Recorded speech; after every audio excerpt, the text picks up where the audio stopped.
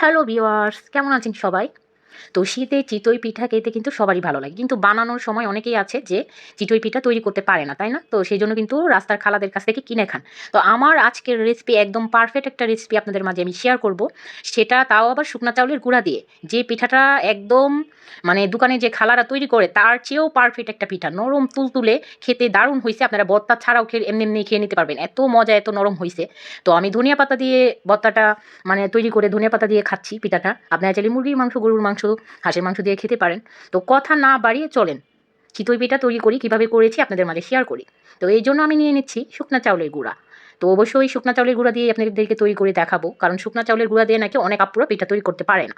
তো এই জন্য আমি এখানে শুকনা চাউলের গুঁড়া নিয়ে নিলাম আমার অনুযায়ী। আমি যে কয়টা পিঠা মানে আমি 7 থেকে 8টা পিঠা তৈরি করবো সেই অনুযায়ী, আর সামান্য একটু লবণ দিয়ে একটু মেখে নিলাম। তো এখন আমি ব্যাটারটা যে তৈরি করব সেটা কিন্তু হালকা গরম পানি দিয়ে তৈরি করব, ঠিক আছে? ঠান্ডা পানি দিবেন না, ঠান্ডা পানি দিলে কিন্তু ব্যাটারটা মানে ভালো হয় না, পিঠাটা শক্ত হয়ে যায়। পিঠা হলেও পিঠা শক্ত হয়ে যায় নামানোর পরে। তো আমি হালকা গরম পানি দিয়ে ভালোভাবে চাউলের যে গুঁড়াগুলো সেগুলো কিন্তু আমি কষলিয়ে নিচ্ছি। আপনারা দেখতেই পাচ্ছেন। অবশ্যই আমি যেভাবে হাত দিয়ে মাখাচ্ছি ঠিক আপনারা দেখেন ভিডিওটা, এভাবেই কিন্তু মাখিয়ে ব্যাটারটা করতে হবে, তাহলে আপনাদের আমার মতো পারফেক্ট চিতই পিঠা তৈরি করতে পারবেন। তো এই যে আমি সামান্য একটু অল্প পরিমাণ পানি দিয়ে তারপরে চিতই পিঠার গোলাটা তৈরি করে নেব।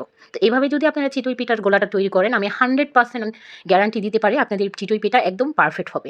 অনেক আপুরা বলেন যে আপু চিতই পিঠা শুকনা চাউলের গুঁড়া দিয়ে সুন্দর হয় না। তো আজকের রেসিপিটা আপনারা দেখেন, একদম যদি এভাবে ভিডিওটা দেখে এভাবে তৈরি করতে পারেন, ইনশাল্লাহ আপনাদের পিঠাও একদম পারফেক্ট হবে। তো কথা বলতে দেখতেই পাচ্ছেন আমি ব্যাটারটা তৈরি করে নিচ্ছি। অবশ্যই অল্প পানি দিয়ে তৈরি করে নেবেন, একসাথে পানি ঢেলে দিবেন না, তাহলে কিন্তু মানে ব্যাটারটা এমন হইতে পারে যে আপনি পিঠা দিয়ে তৈরি করবেন এই অনুযায়ী অনেক বেশি পাতলা হয়ে যাচ্ছে। আরেকটা কথা, অনেকেই চিতই পিঠার ব্যাটারটা যে তৈরি করেন সেটা ঘন হয়ে যায়। তো ঘন একদম করা যাবে না চিতই পিঠার ব্যাটার, ঠিক আছে? তেলের পিঠার ব্যাটারটা ঘন করা যায়, কারণ ব্যাটারের যদি আপনার ঘন হয়ে যায় এতে করেও কিন্তু পিঠা শক্ত হয়ে যায় নামানোর কিছুক্ষণ পরে। তো এই যে দেখতেই পাচ্ছেন একদম পারফেক্ট এরকম একটা ব্যাটার আপনারা তৈরি করবেন। আসলে এটা তো বলে বোঝানো যায় না, ভিডিওটা দেখে আপনারা বুঝে নিন। অনেক আপুরা আছে আমাকে আমার ভিডিওর কমেন্টে প্রশ্ন করে, একটা আপু ওই দিনও প্রশ্ন করলো রিল ভিডিওতে চিতই পিঠার রেসিপি দেখে, যে আপু নতুন খোলা চুলায় দিলে ভেঙে যায়, এই জন্য কী করতে পারি? তো আপনারা কী করবেন জানেন? খোলাটা চুলায় বসিয়ে দিবেন, বেশি মানে চুলার পুরো সাউন্ডটা দিয়ে দেওয়ার পরে এখানে একটু চাউলের গুঁড়া দিয়ে দিবেন। চাউলের গুঁড়াটা ভেজে নেবেন আগে খোলার মধ্যে, তাহলে দেখবেন খোলাটা পুড়ে গেছে। তাহলে এই খোলার মধ্যে পিঠে বানালে পিঠা নিচ দিয়ে লাগবে না, পিঠা পুড়ে যাবে না, পারফেক্ট পিঠা হবে।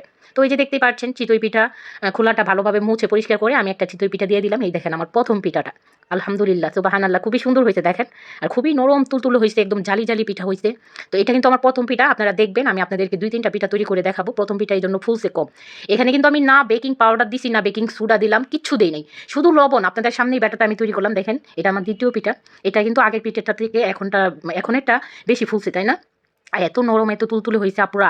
আপনারা অবশ্যই বাসায় এইভাবে তৈরি করে আপনার আপনজন, আপনাদের হাজবেন্ড, আপনাদের পরিবারের সবাইকে খাওয়াবেন, একদম সবাই আপনাদেরকে প্রশংসার বন্যায় ভাসিয়ে দিবে। মানে এত পারফেক্ট একটা পিঠা, এটা আমার দ্বিতীয়বার পিঠা তৈরি করা। আমিও কিন্তু আগে চিতই পিঠা তৈরি করতে পারতাম না, তো অনেকবার করার পরে কিন্তু আমি এখন সফল হয়েছি। তো এই যে এটা আমার 3য় নাম্বার পিঠা, দেখেন তৃতীয়টা কিন্তু কি সুন্দর ফুলছে, আর কতটা নরম যে হয়েছে সেটা কিন্তু আপনারা দেখে বুঝতেই পারছেন ভিডিওর মধ্যে, আশা করি। তো এই যে আপনাদেরকে 3টা পিঠা বানিয়ে আপনাদেরকে তৈরি করে দেখালাম। এই যে বাকি পিঠাগুলো অফ ক্যামেরায় তৈরি করে নিয়েছি। তো আমি 7 থেকে 8টা পিঠা তৈরি করছি, আরেকটা চুলায় এখনো আছে, ওইটা আপনাদেরকে দেখাইলাম না। তো দেখেন পারফেক্ট পিঠাটা কত সুন্দর একটা পিঠা হয়েছে। এটা আমি ধনিয়া পাতার সাথে খাচ্ছি, আপনারা চাইলে মুরগির মাংস, গরুর মাংসের সাথে খেতে পারেন। তো অবশ্যই ভালো লাগলে ভিডিওটি শেয়ার, লাইক, কমেন্ট করবেন। সবাই ভালো থাকবেন, আল্লাহ হাফেজ।